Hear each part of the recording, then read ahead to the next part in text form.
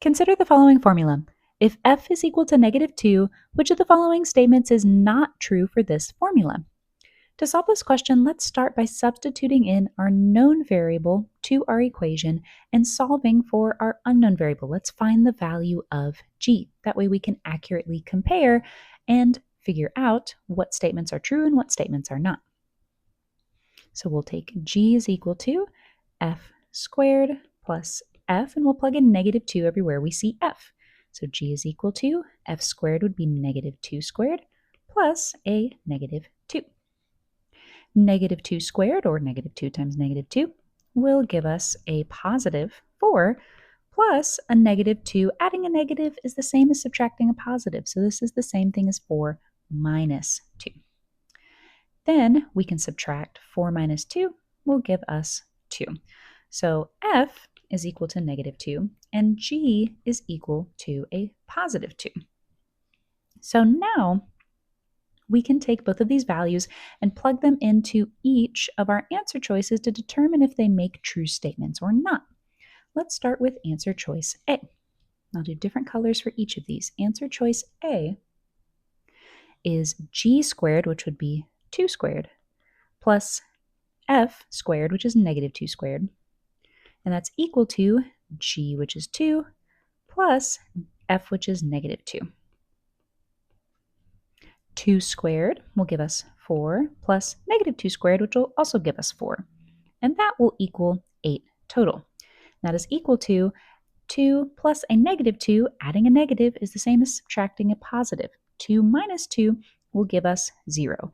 This is not a true statement. 8 does not equal 0, and therefore A is already our correct answer. At that point, you can mark A and move on with the rest of the test, but for the sake of the video, I'm going to go through and show you why all the rest of our answer choices are incorrect. Let's take a look at answer choice B next. B says f minus g is equal to 2f. Well, f is equal to -2 minus g, which is equal to 2, and that's equal to 2 times f, which is, again, -2. So we have -2 minus 2 over here, which would give us, a -4. That's equal to 2 times -2 would also give us -4. This is a true statement, but again, we're looking for what's not true. So that means answer choice B is incorrect.